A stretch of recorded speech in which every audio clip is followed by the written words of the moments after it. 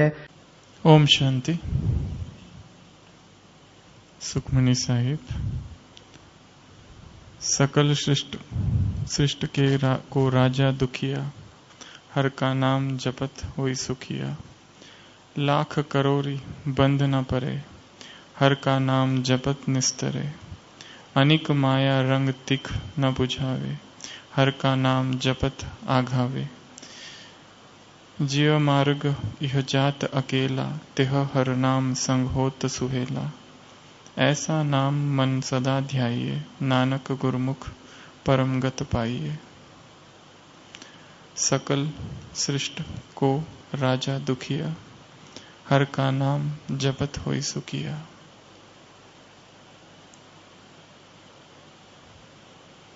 तीन महत्वपूर्ण बातें यहाँ पर बताई गई है। सबसे पहले, चाहे कोई कितने भी बड़े पद पर हो, चाहे कोई राजा भी हो, तो भी वो दुखी है। राजा होना, किसी विशिष्ट पद पर होना, व्यक्ति को सुखी नहीं बना सकता।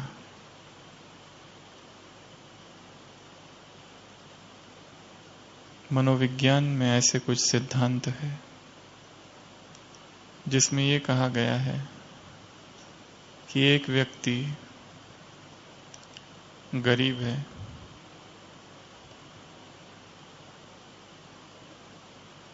गरीब है इसलिए दुखी है। फिर उसे बहुत पैसे मिल जाते हैं, वो अमीर बन जाता है और लंबे समय तक अमीर बनता है। पर वो पैसे और फिर वो अमीरी थोड़े देर के बाद उसे सुख देना बंद कर देती है और वो उसी अवस्था में पहुंच जाता है जब वो गरीब था, अतृप्त, असंतुष्ट। जैसे 4 साल तक कोई गरीब था, फिर अमीर बन गया, अमीर बनते ही खुशी हो गई, पर वो अमीरी लंबा समय चलती है और उसके बाद में एक प्लेट्यू स्टेज आ जाती है और उसमें वो फिर से दुखी हो जाता है। एक समय था जब कुछ नहीं था, आज सब है, परंतु दुख फिर वही कायम है। ये मनोविज्ञान के कुछ सिद्धांत है। तो यहां पर सकल सृष्ट को राजा दुखिया, चाहे सकल सृष्टि का कोई राजा हो, फिर भी वो दुखिया है। हर का नाम जपत होई सुखिया। जब तक उस एक परमात्मा का नाम नहीं जपता, तब तक व्यक्ति सुखी हो नहीं सकता। एक तो ये बात, और दूसरी और एक बात कही है, लाख करोरी बंध न परे, हर का नाम जपत निस्तरे। चाहे किसके पास कितना भी पैसा आ जाए, लाख करोड़, उसके बाद भी इच्छाएं पूरी नहीं होती। इच्छाएं पूरी होगी केवल हर का नाम जपत निस्तरे। जब तक उस परमात्मा का नाम न लिया जाए, तब तक इच्छाएं पूर्ण नहीं होगी। और तीसरी बात, अनिक माया रंग तिख न बुझावे, हर का नाम जपत आघावे। माया के कितने भी सुख मिल जाए, परंतु इतने सुख मिलने के बाद भी तिख न बुझावे, प्यास बुझती नहीं। कल की अव्यक्तवाणी, विषयों के भोग विष के भोग है, बाबा ने कहा। विषय भोग क्या है? विष के भोग। कितना भी भोग हो, तिख न बुझे, प्यास बुझती नहीं है। हर का नाम जपत आघावे। पहली बात बताई पद की, राजा। सकल सृष्ट को राजा दुखिया, हर का नाम जपत होई सुखिया। सुखी होने का मंत्र ही कुछ और है। पहला पद, दूसरा बताया धन, लाख करोरी बंध न परे, हर का नाम जपत निस्तरे। और तीसरा बताया सुख, सांसारिक सुख। ये तीनों ही चीजें व्यक्ति को पद सुखी नहीं कर सकता। धन उसकी इच्छा को मिटा नहीं सकता और सांसारिक सुख, सांसारिक भोग उसकी प्यास बुझा नहीं सकते। जिन मार्ग इह जात अकेला, इस मार्ग पर जो अकेला जाता है, इस अध्यात्म के मार्ग पर, इस स्पिरिचुअलिटी के मार्ग पर, इस एनलाइटनमेंट के मार्ग पर, इस प्रभु प्रेम के मार्ग पर, उसके लिए क्या? तेह हर नाम संग होत सुहेला। हर का नाम, प्रभु का नाम उसके लिए सुहेला, उसके लिए छत्र छाया, उसका मार्गदर्शन करेगा, उसकी पालना करेगा, सस्टेनेंस देगा उसे, उसके पथ को आलोकित करेगा। ऐसा नाम मन सदा ध्याइए। हे मन, तो उसका नाम सदा मन में ध्यान कर। नानक गुरुमुख परम गत पाइए। नानक गुरु मुख परम गत पाइए। ऐसा जब उसका ज्ञान ध्यान करेगा, जब परम गति को प्राप्त होंगे। वरदान में क्या था आज? वरदान में क्या था? सुबह की मुरली में गत के बारे में, और गति के बारे में क्या था? जैसी मत जसमत तसगत, जैसी मत वैसी गत, ऐसा गायन है। तुम्हें श्रेष्ठ मत प्राप्त हुई है, इसीलिए तुम्हारी श्रेष्ठ गति होगी। संसार में लोग मरने के बाद सोचते हैं हमें श्रेष्ठ गति मिलेगी। तुम यहां मर्जीवा हो और तुम्हारी श्रेष्ठ मत से तुम्हें श्रेष्ठ गति अर्थात प्रत्यक्ष फल अर्थात सफलता अभी अभी प्राप्त हुई है। वो लोग इंतजार करते हैं कि भविष्य में गति मिलेगी, तुम्हें अभी मिली है, अब प्राप्त है। क्या? गति। गति अर्थात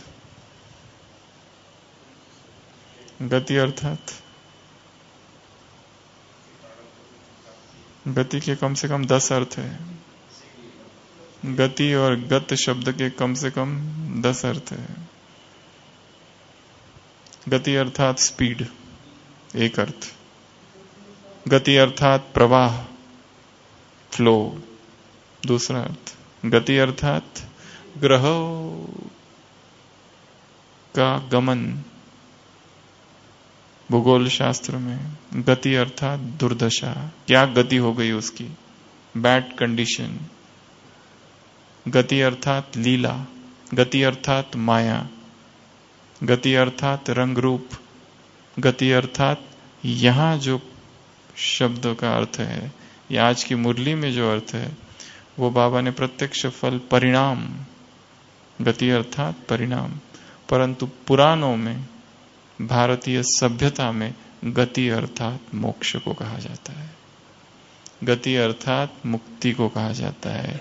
क्या गति होगी, क्या गति प्राप्त होगी, अर्थात जो आज के वरदान में अर्थ है कि संसार के लोग सोचते हैं ये मरेगा, उसके बाद में गति प्राप्त होगी। तुम यहां जीते जी मरे हुए हो, मरजीवा तुम्हारा जन्म हो, तुम जो भी कर्म करते हो तुम्हें सफलता मिलती है, यही तुम्हारी गत है, क्योंकि तुम्हें श्रेष्ठ मत मिली हुई है। तो मत के आधार से तुम्हारी गत है, मत के आधार से तुम्हारी गत है। ऐसा नाम मन सदा ध्याइए, नानक गुरुमुख परम गत पाइए। मुरलियों में अधिक से अधिक शब्द जो आए हैं सिख लिटरेचर से आए हैं, बहुत सारे शब्द, चढ़ती कला, ये सारे शब्द जो आए हैं। 5 विकार, पंजचोर, 5 विकार कहां से आए? क्या 5 विकारों का गायन हिंदू धर्म में नहीं है? है, पर उस क्रम से नहीं है। इस क्रम से काम, क्रोध, लोभ, मोह, अहंकार, ये जो क्रम है विकारों का, ये गुरु ग्रंथ साहिब में है। हिंदू धर्म में काम, क्रोध, लोभ, ईर्ष्या, मद, मत्सर, ऐसे अलग अलग क्रम है। परंतु ये जो क्रम जो मुरलियों में आता है और जिसको बाबा कहते हैं ये विकार है, ये माया है, ये रावण है, ये सारा सारा बहुत सारी चीजें मुरलियों की जो है सारी सीधा इधर से उठाई हुई है। तेरे भाने सर्व का भला, ये सब सिख लिटरेचर है। गति सिख लिटरेचर, जैसी गत वैसी मत सिख लिटरेचर।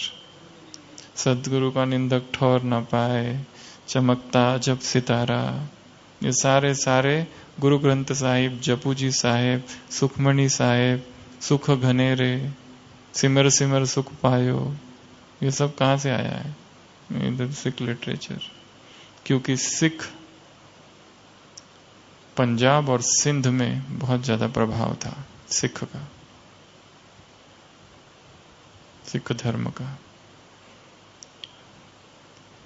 तो सकल सृष्ट को राजा दुखिया, हर का नाम जपत हर सुखिया।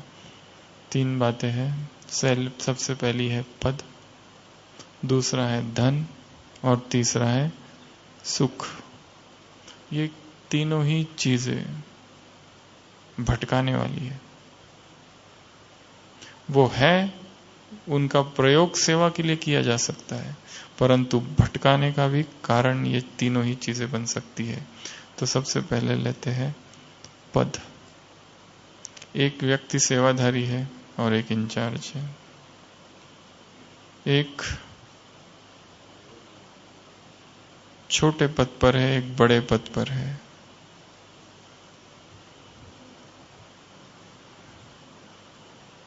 जो बड़े पद पर है इसका अर्थ ये नहीं कि पुण्य ज्यादा है।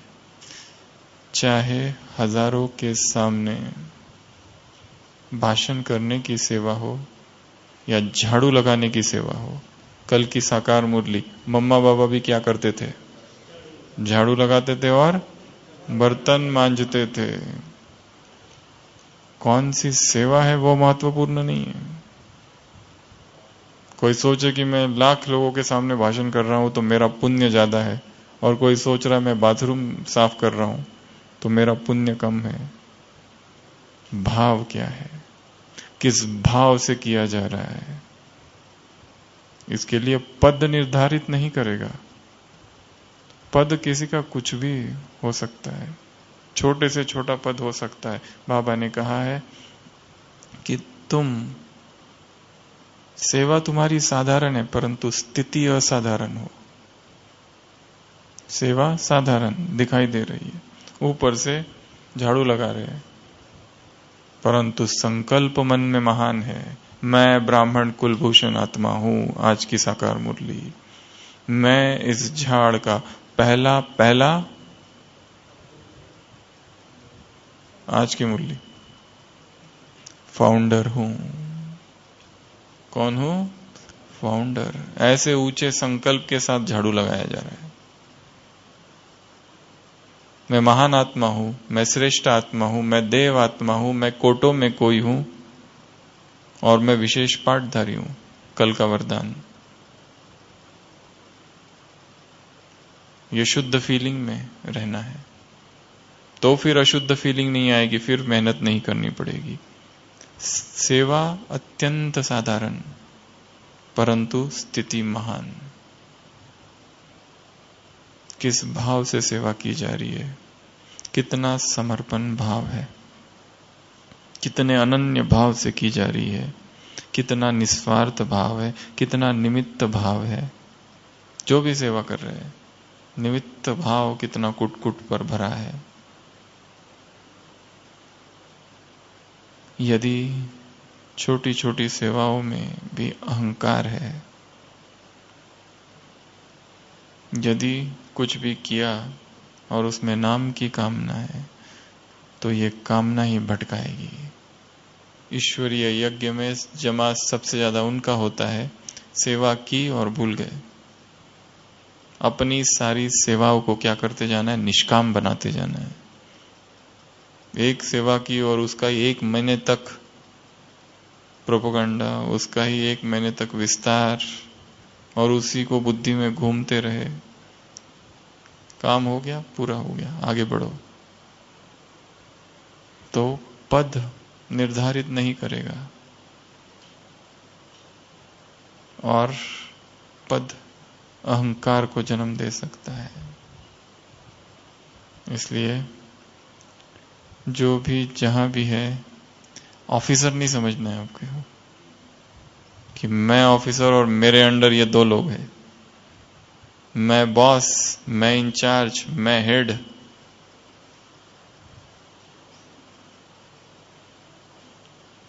स्वयं को निरंतर सेवाधारी समझना। तो राजा अर्थात पद, और कोई कितने भी बड़े पद पर हो, ये ना समझे कि मैं बड़ा हूं। बड़ा होने का आधार 2 चीजें हैं, स्थिति और पवित्रता। यज्ञ में आगे वो है जिसकी स्थिति आगे है। कितने कौन साल से है, किसने कितना पढ़ा है और कितना योग लगाया है, आगे वो है जिसकी स्थिति आगे है, जिसकी प्यूरिटी आगे है, और जिसकी प्यूरिटी अखंड है, और जिसकी प्यूरिटी में बार बार माया का वार नहीं, कोई विकार का अंश नहीं। ऐसी स्थिति जहां है वो आगे है। तो पहली बात बताई पद, दूसरा बताया धन। एक है विनाशी धन, एक है अविनाशी धन। अव्यक्त महावाक्य है बाबा के कि जिसने अपने आप को अविनाशी धन से अभी जितना भरा है, उसे स्थूल धन भी स्वतः प्राप्त होगा। अभी भी नहीं, द्वापर से जन्म ही ऐसे घर में होगा जहां पैसों का अभाव नहीं होगा। सतयुग त्रेता में तो अभाव है ही नहीं, परंतु द्वापर से भी ऐसे घर में जन्म होगा कि वहां पर पैसों की जो खींचातान, कश्मकश, भाग दौड़, उधेड़बुन जो संसार की आत्माएं करती है, थोड़ी सी नौकरी और थोड़े से पैसे के लिए सारा जीवन पैसा पैसा पैसा पैसा पैसा, दिन रात पैसे का ही चिंतन, ऐसा ही जीवन है संसार की आत्माओं का। उसमें से बाहर ही नहीं निकल सकती।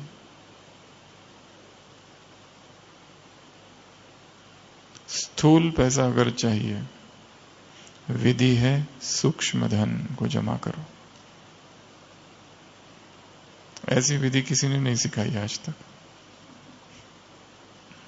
सूक्ष्म धन जहां होगा, स्थूल धन चरणों में आके गिरेगा। इसके लिए चाहे सेंटर, चाहे मधुबन, चाहे व्यक्तिगत जीवन, चाहे कोई संघ, आत्मा स्वयं को सूक्ष्म धन से भरते जाए। ज्ञान धन सबसे बड़ा धन है। जब धननंद चाणक्य का अपमान करता है, इतनी दूर से वो आता है ज्ञान के मंदिर में मगध, और पाटलिपुत्र में देखता है ये क्या हो रहा है। ज्ञान के सूर्य को राहु ग्रहण कर रहा है, ढक रहा है, और धननंद जब उसका अपमान करता है तो चाणक्य बहुत सुंदर वाक्य कहता है कि मेरा धन ज्ञान है धननंद, और मैं चाहूं तो अपना पोषण करने वाले राजाओं का निर्माण कर सकता हूं। शिक्षक साधारण नहीं होता, प्रलय और निर्माण उसकी गोद में खेलते हैं।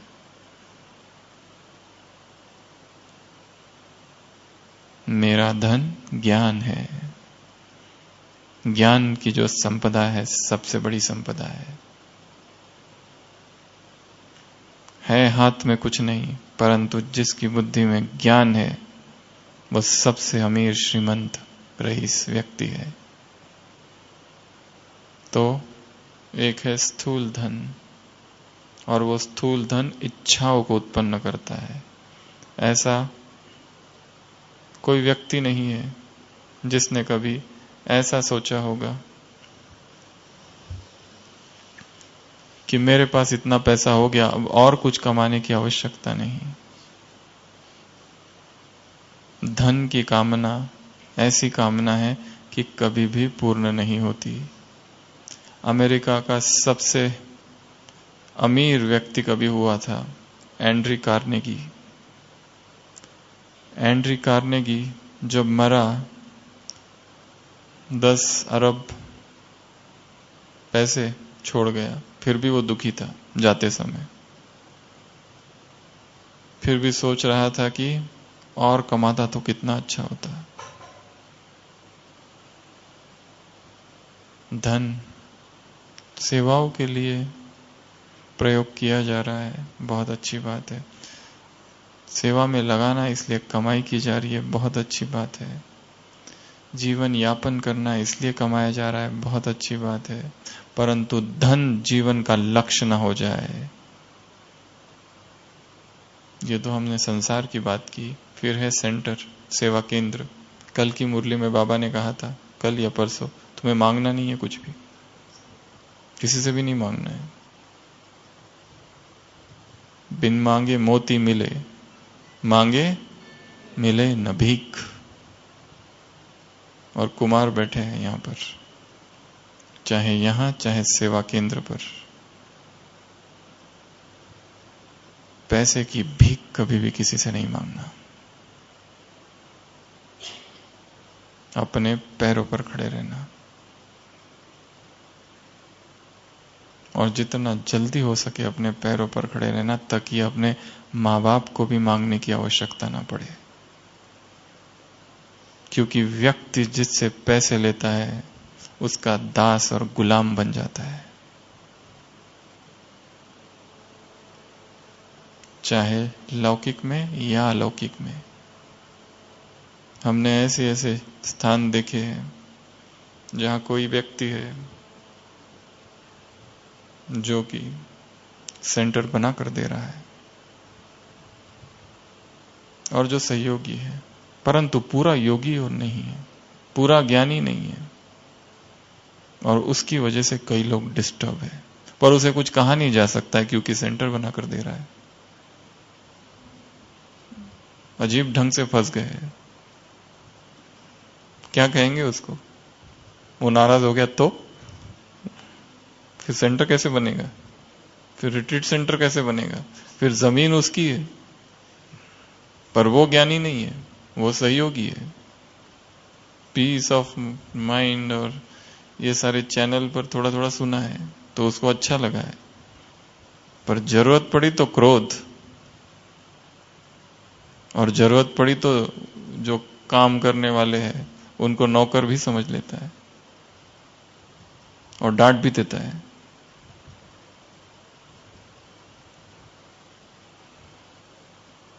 इसलिए स्वतः मिल जाए बहुत अच्छा।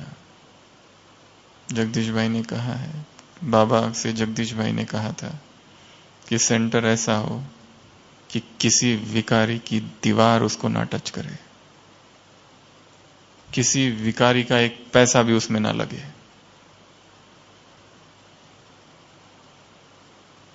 और तीसरी और बात थी, दिल्ली यूनिवर्सिटी के सामने हो। तीसरी तो छोड़ो, परंतु पहली दो सब जगह लागू है। किसी विकारी की दीवार सेवा केंद्र को टच ना करे, पहली बात। और दूसरी, किसी विकारी का पैसा इसमें ना लगे। झोपड़ा रहा तो चलेगा, नहीं चाहिए वो रिट्रीट सेंटर जहां 1000 स्टूडेंट है। आश्रम की आवश्यकता है 5 स्टार होटल की नहीं, वो संसार में बहुत है। लोगों को प्रभावित करना है अपने तपस्या के वायुमंडल से, ना कि पर्दे, शोकेस, चमचम, लाइट इधर और लाइट उधर।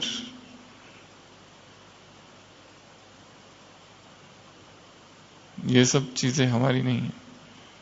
सेवा केंद्र अर्थात आश्रम, चाहे सेवा केंद्र हो, चाहे मधुबन हो, चाहे हमारा कमरा हो, चाहे मन का ही कमरा क्यों ना हो, सूक्ष्म अति सूक्ष्म, उसमें दिखावा ना हो। तो दूसरी बात बताई है धन, और तीसरी सांसारिक सुख, विष के भोग। आज कहा सब बातों को भूल कर अशरीरी हो जाओ। अशरीरी अवस्था में जो सुख है और किसी अवस्था में नहीं है। शरीर से डिटैच होने में जो आनंद है वो शरीर से अटैच होकर भोग को भोगने में कभी नहीं हो सकता। परंतु इस अशरीरी अवस्था तक पहुंचने के लिए कड़ी तपस्या चाहिए। इतनी सस्ती नहीं है अशरीरी अवस्था। ये हमने चाहा कि अमृत वेला हम उठ गए और हो गई, सारे दिन भर क्या किया, कितने उपराम और कितने साक्षी और कितनी रूहानी ड्रिल और कितनी आत्मिक दृष्टि और कितना आत्माभिमानी स्थिति का अभ्यास और कितना स्वमान का अभ्यास और कितना ज्ञान का चिंतन और कितना मुरली का अध्ययन और कितना बोल में सारे दिन भर समर्थ रहा। अगर ये सब नहीं और हम ये सोचे कि अशरीरी अवस्था मिल जाए, नहीं हो सकता है।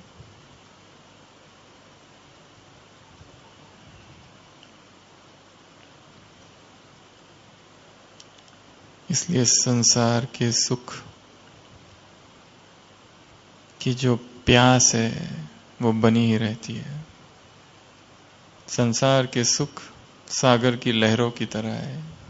इच्छाएं कभी भी पूर्ण नहीं होती है। जितना भोगो एडिक्शन क्रिएट करती है, लत, वही चाहिए वही चाहिए वही चाहिए। सब कुछ भोगने के बाद मरणासन्न व्यक्ति होता है तब भी वंस मोर की कामना के साथ ही मरता है। और पता है उसे कि इन भोगों ने बहुत दुख दिए, परंतु छूट नहीं पाता। इसके लिए विषय विराग, संसार के सुख दबा नहीं देना है, ये अच्छे नहीं है। सोचना है, चिंतन करना है, मनन करना है, क्या पाया ये करके। जैसे कोई सिगरेट स्मोकिंग करता है, उसे कहा जाओ सिगरेट बहुत खराब है, वो भी सोचता है बहुत खराब है और छोड़ देता है। दमन हुआ। कुछ समय के बाद फिर चालू करता है, फिर आकर्षण। ये विधि नहीं है, ये दमन की विधि है। ये काम विकार बहुत आदि मध्य अंदर दुख देता है, छोड़ दो इसको। छोड़ दिया, प्रतिज्ञा की, फिर आया, दमन हुआ था। साधु संतों ने संसार छोड़ दिया, जंगलों में जाके बैठ गए। वो दिखाया है अप्सराएं नाचती है। वो अप्सराओं को क्या पड़ी है, बेचारे बूढ़े बड़े और ऐसे पतले दुबले। वो गायन यहाँ का है, वो मन का ही प्रक्षेपण है, प्रोजेक्शन ऑफ द माइंड।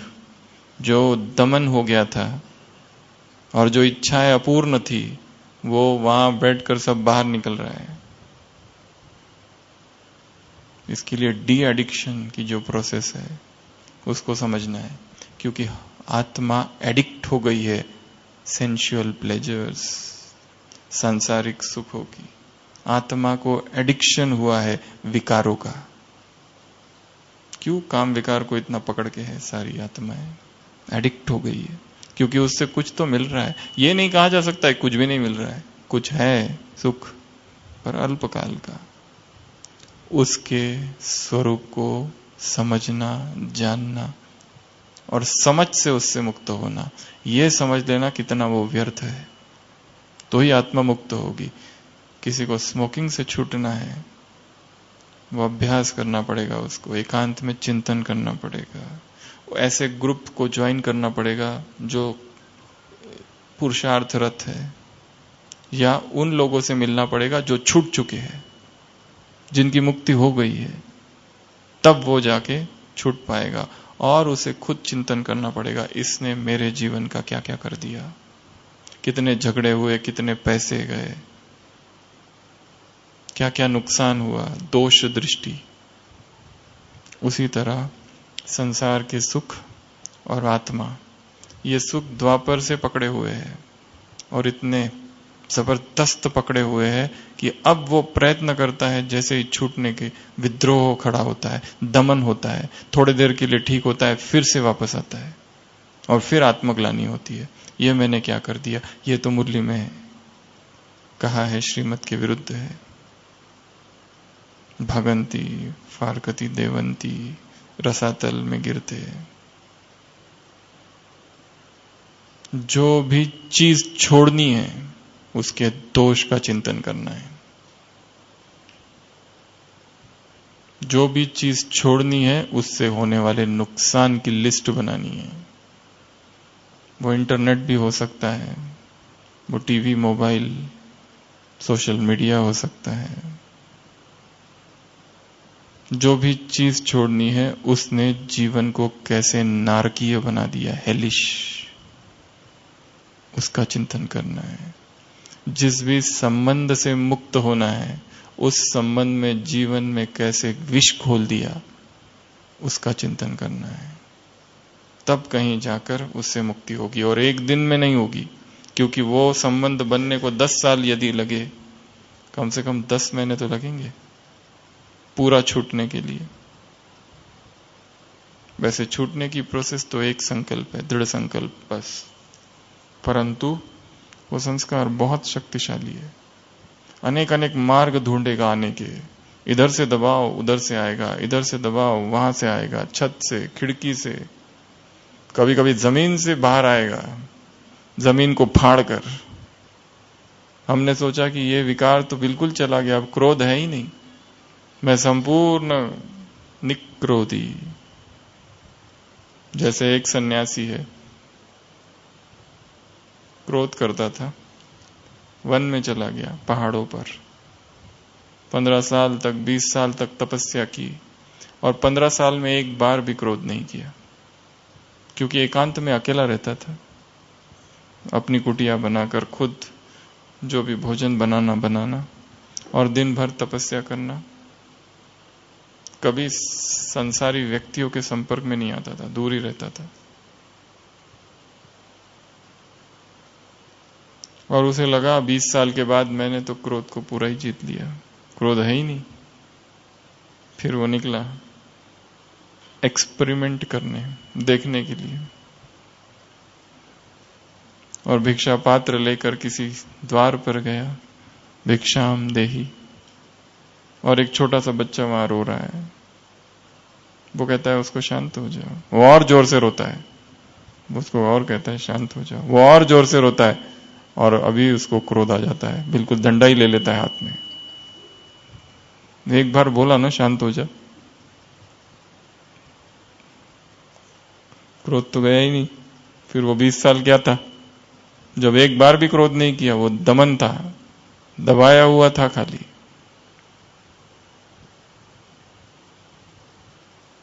ये विधि नहीं है, भागना नहीं है, जागना है।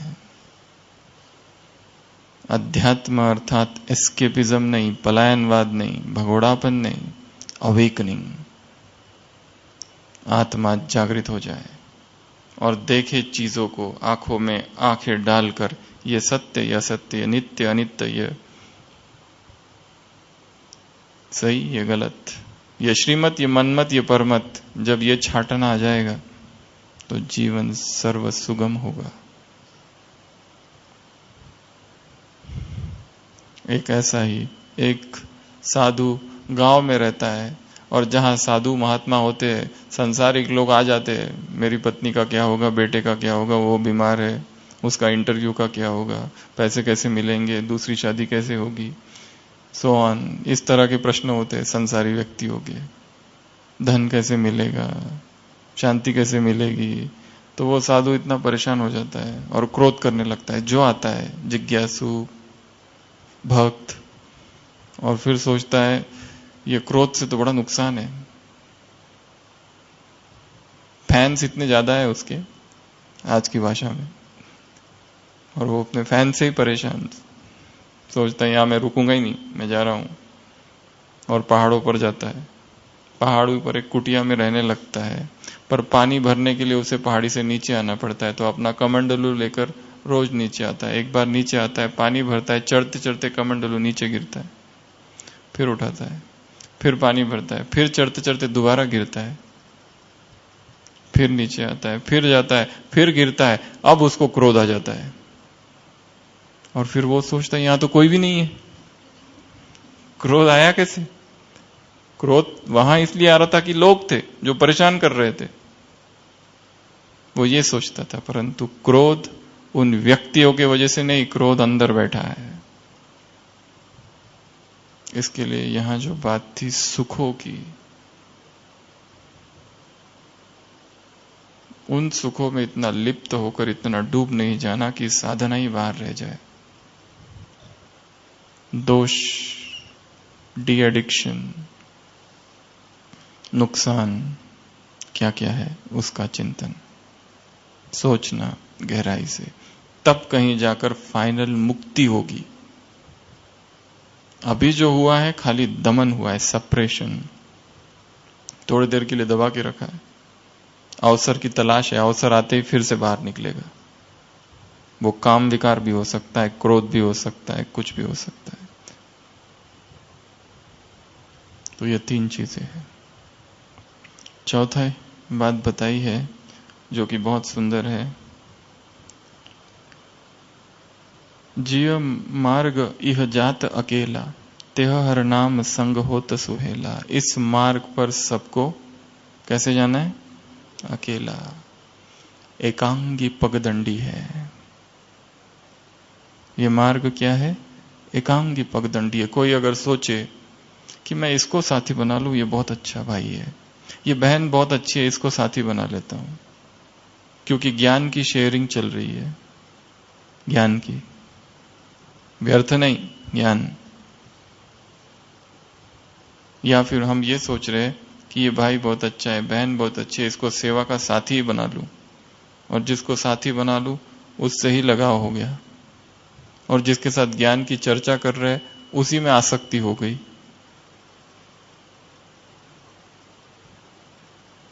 साथी से, सीनियर से या जूनियर से, तीनों में से किसी को भी, किसी के साथ भी हो सकती है। प्रेम ऐसी चीज है, उम्र को नहीं देखता है, किसी से भी हो सकता है।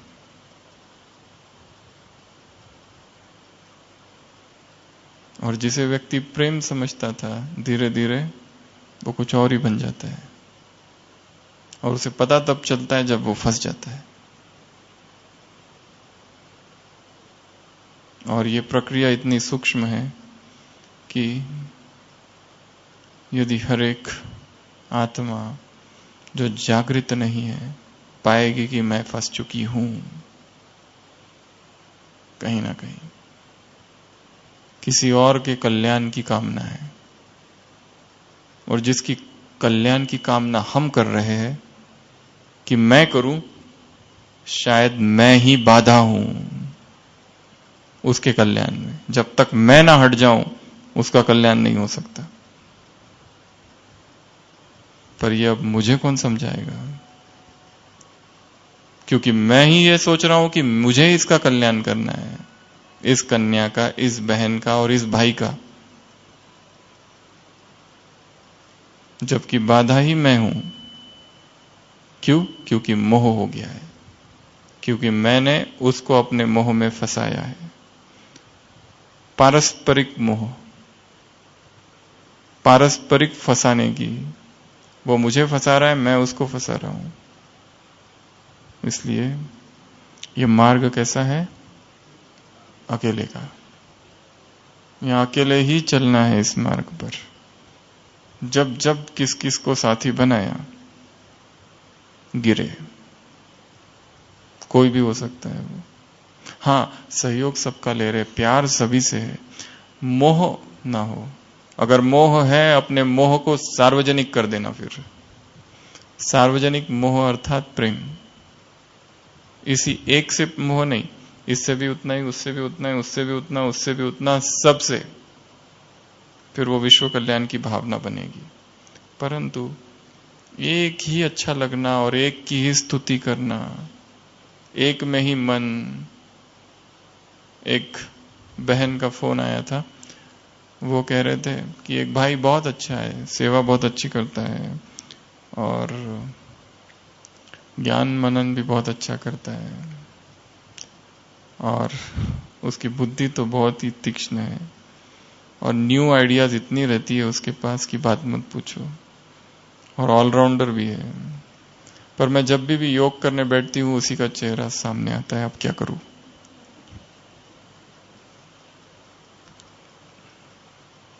सभी ठीक है, अब क्या करें। योग करने बैठे थे कि वो ही दिखता है, बाकी है कुछ नहीं पर दिखता जरूर है। स्वप्न में भी आता है कभी कभी। तो ये क्या हुआ।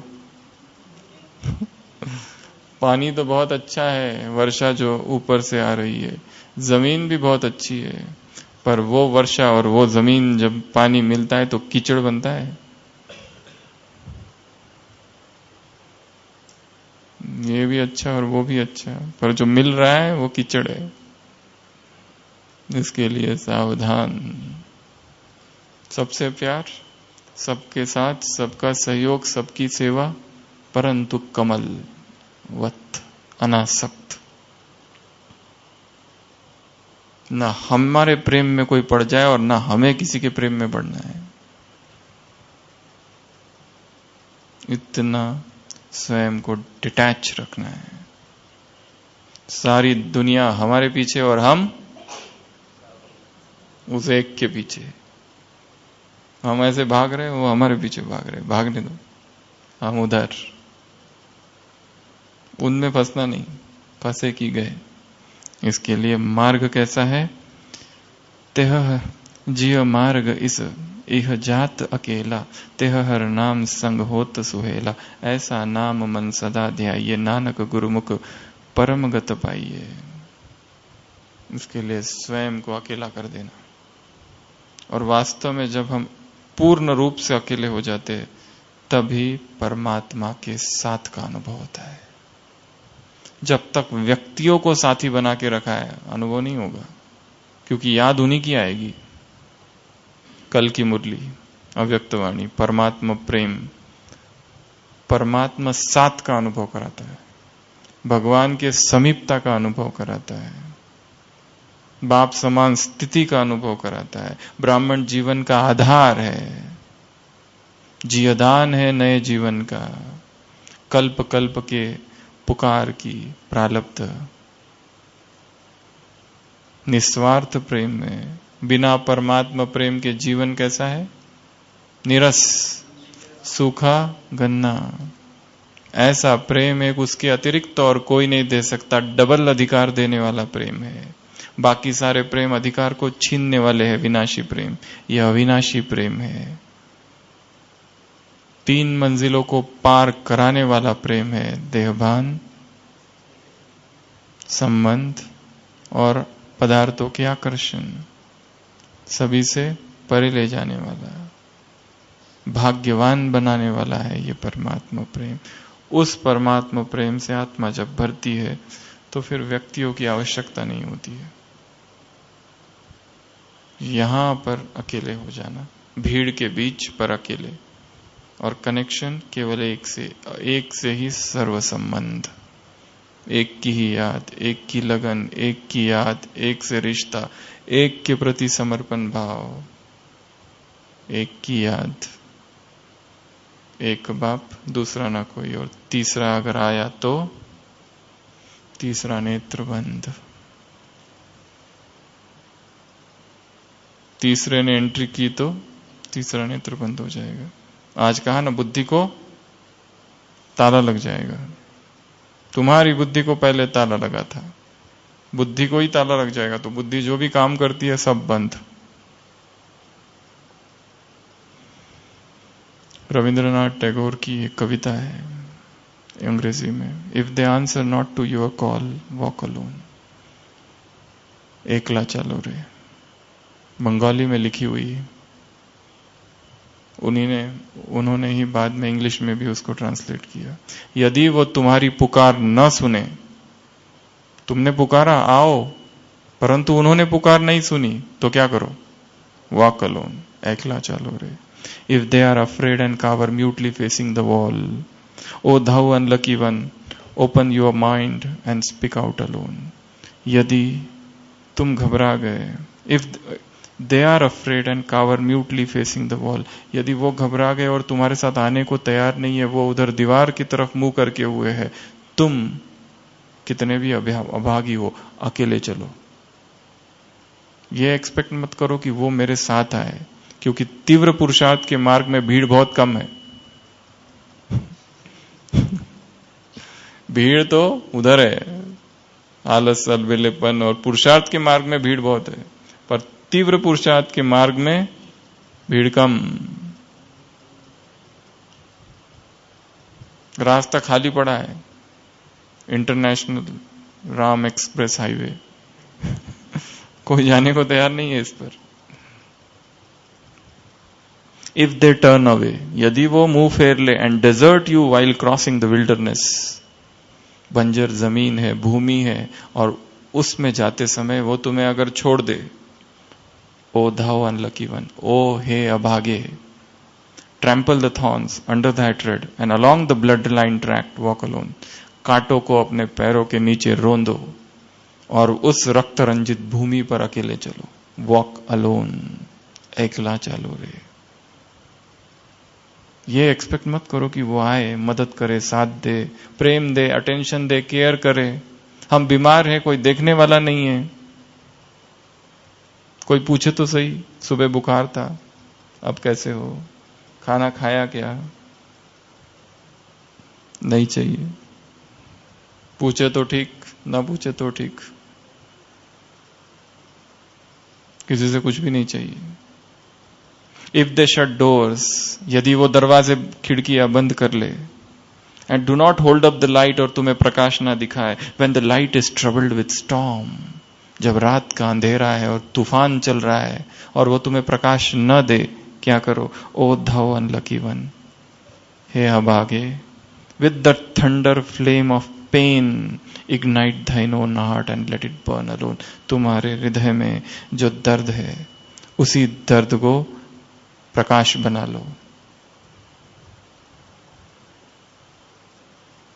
वो जो दुख है उसी को प्रकाश बना लो। इग्नाइट दाय होना है, अपने हृदय को ही जलाओ और उसमें फिर तुम चलो। Let it burn alone, walk alone. तो ये मार्ग अकेले चलने का है, एकांगी पगडंडी है। कोई साथी बने, ये एक्सपेक्टेशन नहीं, ये अपेक्षा नहीं। शायद वो बंधन बन जाए और सबने छोड़ दिया, अच्छा ही है छोड़ दिया, ताकि अब मैं अकेले चल सकूं, क्योंकि साथ अब परमात्मा है। तो ये थी आज का सुखमणि। आज की मुरली में क्या कहा अब आप बताएंगे माताएं? सुबह की साकार मुरली में क्या क्या कहा? बाप टीचर सदगुरु कंबाइंड है, तो उसकी कृपा क्या है? वो पढ़ाता है, यही उसकी कृपा। कृपा है मेहर, अनुकंपा, मेहरबानी। वो पढ़ाता है, यही उसकी कृपा है। कितनी अच्छी बात है। वो तुम पर मेहनत करता है, ये उसकी कृपा है। एक दूसरी जगह आया है, यही उसकी कृपा है। उसको कृपालु, दयालु, अल रहमान, अल रहीम, compassionate, ocean of compassion, ocean of mercy कहा जाता है। वो क्यों? बिनु कारण रघुनाथ कृपाला। क्यों? क्योंकि उसकी ये कृपा है। कौन सी? पढ़ाना, श्रेष्ठ मत देना और फिर श्रेष्ठ गत होगी उससे, वरदान। और क्या कहा? कर्तव्य याद दिलाया। कौन सा कर्तव्य, कौन सा एग्रीमेंट, कौन सी प्रतिज्ञा? अलग अलग जगह बोला है कुछ कुछ। हाँ, पढ़ना पढ़ाना ये क्या है तुम्हारा? कर्तव्य। और एग्रीमेंट तुमने कौन सी की है? आप समान बनाने की एग्रीमेंट। और प्रतिज्ञा कौन सी की है?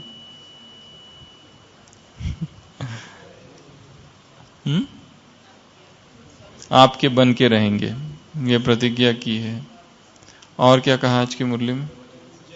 तुम डबल अहिंसक बनते हो। दो प्रकार की हिंसा है, एक है स्थूल, एक है काम कटारी। तुम डबल अहिंसक हो। हिंसा क्या है? आप सबको काम दे रहे हैं। हिंसा की क्या परिभाषा है? जैन धर्म में कितने प्रकार की हिंसाएं हैं?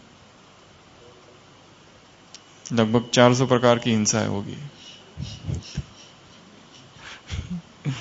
हिंसा के बहुत सारे प्रकार है, बहुत सूक्ष्म सूक्ष्म हिंसा है जैन धर्म में मुख्य रूप से।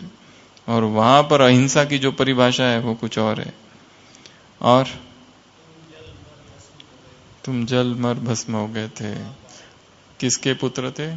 सगर ऋषि, वो दिखाया है ना, तो सागर के बच्चे। और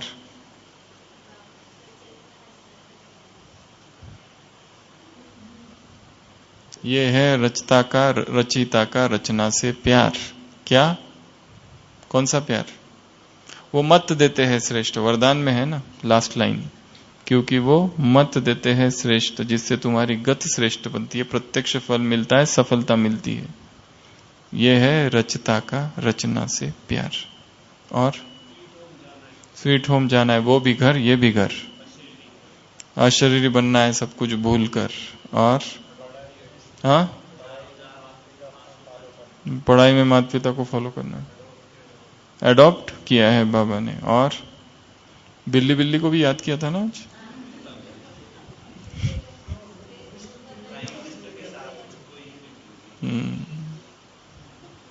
वो ब्रिटेन में, नहीं ब्रिटेन में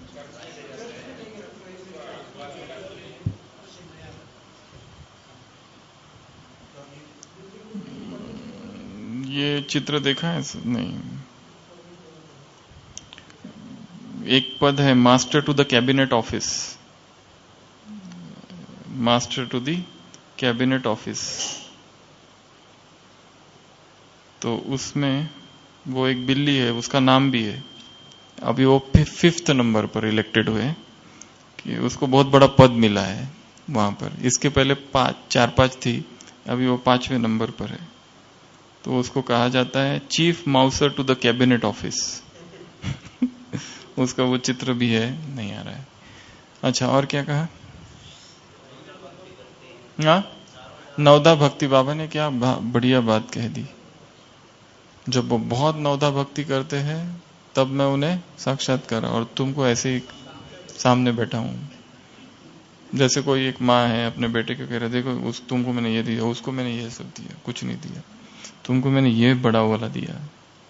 वैसे उसको मैंने इतनी, उसने मेहनत की, उसको इतना सा साक्षात्कार दे दिया। तो कोई बहुत नवदा भक्ति जब करता है तब साक्षात्कार कराता हूं। और एक दूसरा काम दे रहे हैं आपको। पहला काम दिया हिंसा, हिंसा के बारे में ढूंढो, हिंसा के कितने प्रकार है, एक। दूसरा काम है नवदा भक्ति कौन कौन सी है।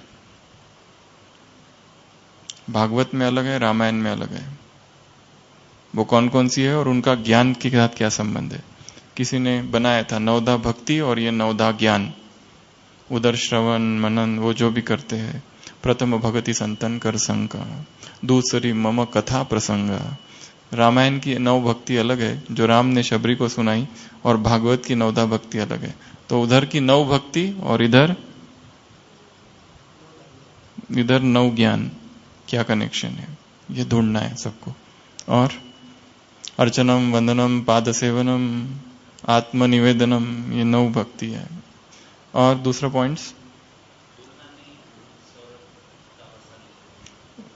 ये भूलना नहीं है। और कोई पॉइंट? प्रिंस बनाने। और तो ये आज की मुरली थी। जैसे आज की मुरली है वैसे कल एक मुरली जो चलेगी परमात्मा प्रेम पर मुरली है, बहुत पावरफुल मुरली।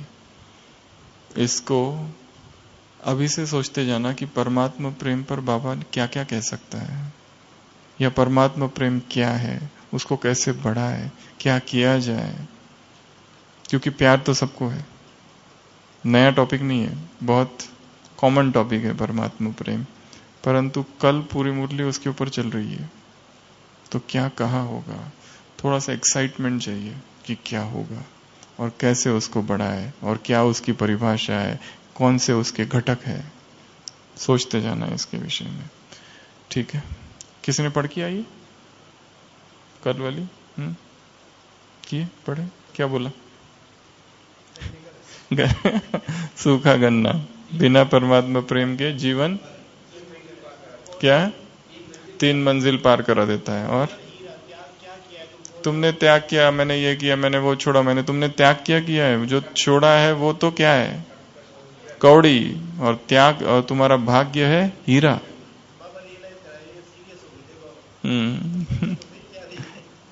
और निस्वार्थ। 14 पॉइंट है टोटल परमात्मा प्रेम की, टोटल 14 पॉइंट्स। मंडे को हम रिवाइज कराएंगे, कल पांडव भवन में होगी।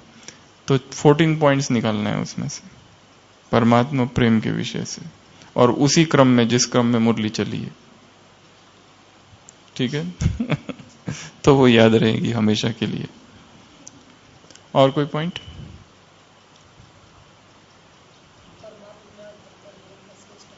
ब्राह्मण जीवन का श्रेष्ठ आधार है। और वो सेकंड मुरली है, उसको छोड़ देते हैं, ये टॉपिक अलग है, वो अलग है। सकाश क्या करता है? लवलीपन। 3 प्रकार के बच्चे